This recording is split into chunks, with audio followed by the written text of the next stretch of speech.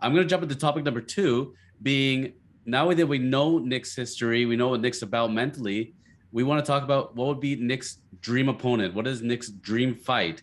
And before we start throwing out names, Nick, something I found very interesting. So you and I have had a lot of conversations, and the boxing community is very tight, right? Especially here in Toronto, Ontario, Canada, and in neighboring Quebec. And I've thrown you before a couple names where I said, listen, I've seen these guys fight and you look like you'd be perfectly matched up. And you're like, nah, man, that's my friend, that's my sparring partner, blah, blah, blah. And I'm like, okay, Nick, so let's get in the ring and let's do it on. If you guys would be perfectly suited. Why will you not go fight the sparring partners? Not to put you on the spot.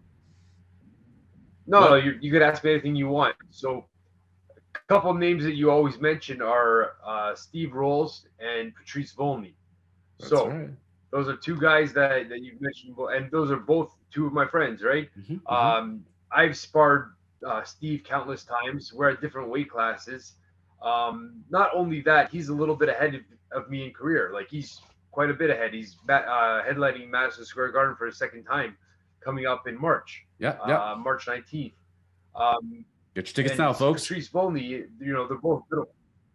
Sorry? I said, get your tickets now, folks. Yes, yeah, exactly.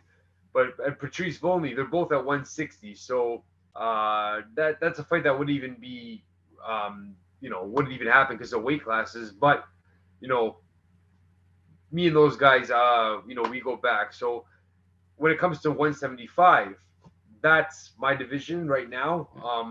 I might even go to 168 because 175, I don't even cut weight to make it.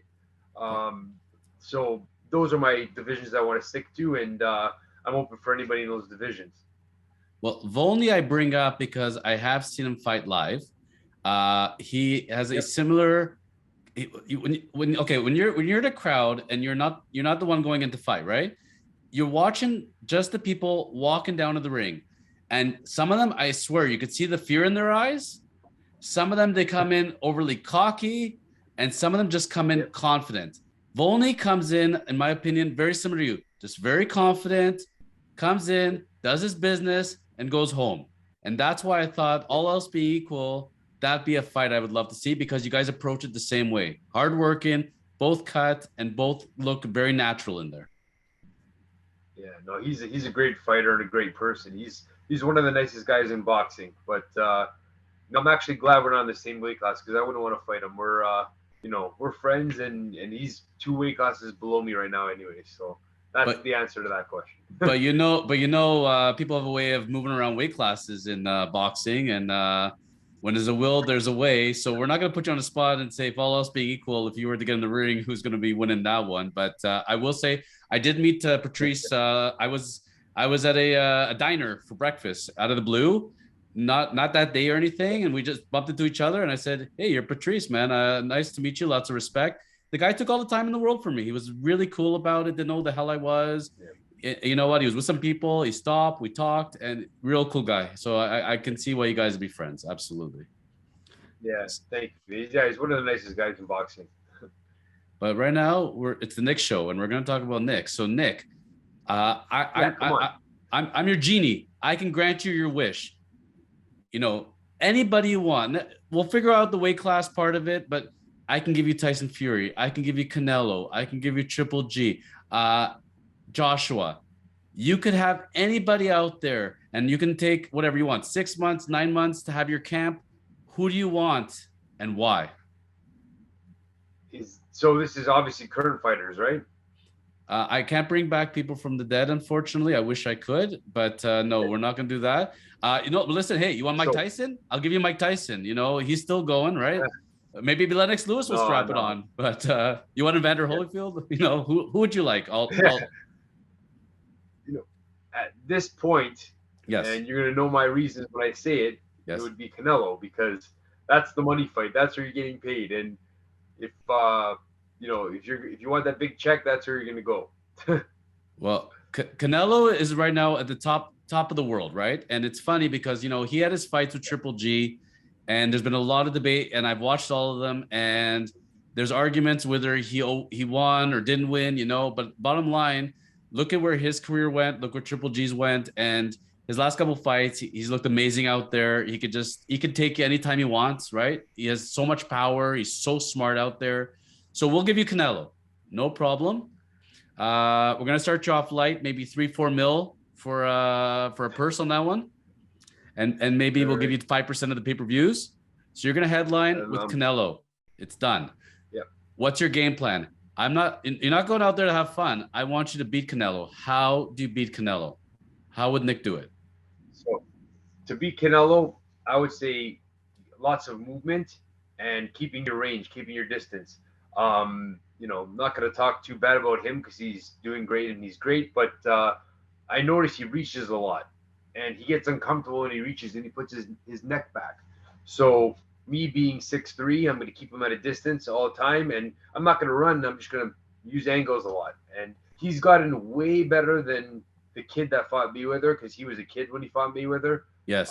He's gotten way better, but you know, there's holes in his game. But I just find people fight his fight, and whether that's if he's made them do that or not, people just kind of, let's just try to see who's more macho, and you're playing into his game, right? I find that whatever people have a game plan, when you're actually in the moment, right, it can get thrown out the window.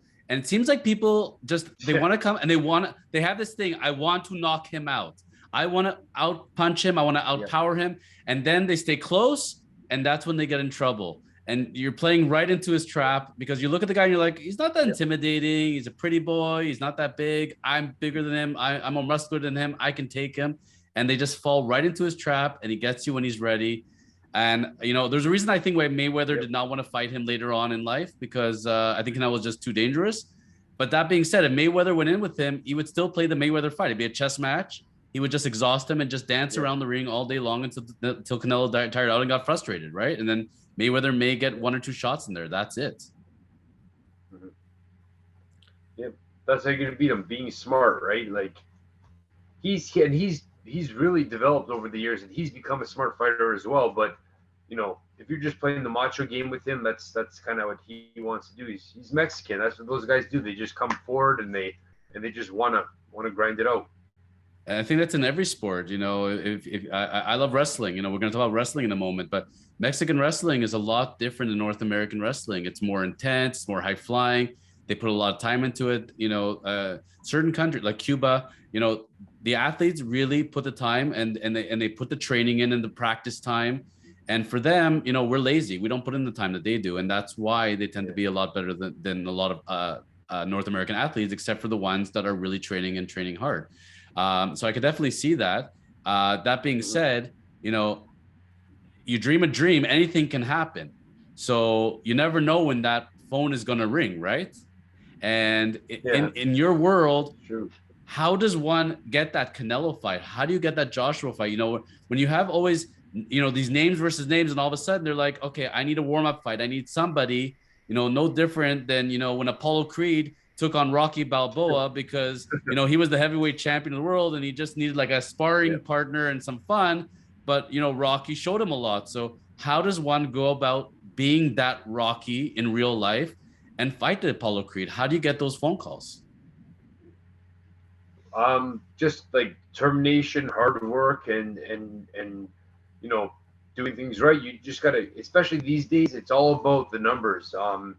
If you keep a good record and you work hard and you fight, you're gonna get opportunities. You know, there's no such thing as a 40-0 fighter or 30-0 fighter that's not getting opportunities. Like, as long as you keep winning, you're gonna have opportunities. Even if you have a couple losses, it's not the end of the world. But you know, as long as you maintain a really good record, and you'll have opportunities. Things will happen. You might even have to take less money than you deserve against the bigger opponents just to show what you can do. And that's just the name of the game. You just got to stay prepared. You got to stay in the gym. You got to stay ready, stay professional. That way, if you do get that call, it's not, okay, I need to get in shape to have this fight. It's, okay, I'm going to focus on a game plan for my fight and worry about that. Don't worry about the whole, oh, I'm just like, your training camp's not to lose weight. Your training camp is to prepare for the fight. And sometimes you're preparing for a fight that yet doesn't exist, like you said. You brought up Madison Square Garden. You know, I missed Steve Rolls by 1 week. I actually went down and I saw Joshua Ruiz won. Okay. And to me, that's a classic example where Joshua was supposed to fight Big Baby Miller, you know. Big Baby Miller was following the Clubber Lang, playbook where he was bad mouthing him and showing up at his fight and trash talking him and goading him into a fight. He got that fight. He was on his home turf of Madison Square Garden. You know, circumstances didn't allow him to fight, obviously. And then the phone calls go out. We got a major headlining event. We got Joshua's first North American fight. We need a fighter out there. And who shows up? The Andy Ruiz, who happens to be Mexican. And he says, hey, I'm ready to go. No problem. You know, and I remember watching the prep and everything going into that fight. And what boggled my mind was in the weigh-in that Joshua hands him the belts and let him wear the belts. And this was like, you know, like a meet and greet, like you're meeting your idol, and they were shaking hands. And I'm like, this is not right to me. Like, they should hate each other. There should be a little more intensity here. And Ruiz, I think, played along with it, made him feel good. Like, hey, I'm just lucky to be here. And you know what? He showed up and he won. He won. He came in with way more intensity. I remember Ruiz got knocked down first, got right back up, laughed, knocked Joshua down, and then the horror began. You know, when you're watching that fight, could you picture yourself in Ruiz's position at that point? Oh, for sure. And just being that guy that you know, like I said, I haven't been hard done by in any means in life, but sorry, I've had my fallbacks, but my injuries, but I was always that guy that, you know, even though, like I said, I haven't had it hard, a lot of people would say, oh, Nick, oh, yeah, Nick's not going to do that. Oh, Nick's not going to go pro. Oh, Nick's not going to do this. And to me, it's like, I actually like it a little in a way because it just fuels the fire even more. Like, I'm already the most competitive person. And then I hear that kind of stuff. It just adds to it. And then you see a situation like that with Ruiz. It's like anything is possible, especially in boxing. You know, one punch or a few punches can change everything. Yeah. And he's not gone yet. I mean, he won his last fight.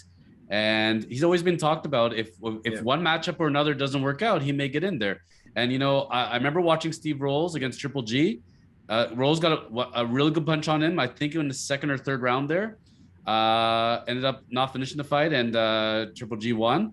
But you know what? He didn't back down. He was training hard. There was good footage of him. It seemed like he was really ready to go. And he's back out there at Madison Square Garden. And you know, and you said, like, you guys are sparring together. You guys know each other really well. And in my mind, always, having spent time with you, Nick, it's like when you see them, I can see it. And then I, you know, I start picturing, you know, when I was at MSG, I pictured you there. I remember seeing you at Scotiabank Arena. And I'm like, I can see Nick here so easily, and he'll fit in perfectly. You know, it's just, you got the talent, you got the drive, and it's like, you just need some luck, you need some opportunity, you need that one phone call. And when you do get it, man, know that people will be behind you, man. They're very excited for you. Appreciate it, man. Thank you. Thank you for enjoying today's episode of the Chosen Life podcast. Go ahead and hit the subscription button below and the notification bell to catch all of our great shows. And remember to contact the Chosen Lawyers when you are ready for your next real estate and commercial transaction. Go to kormans.ca.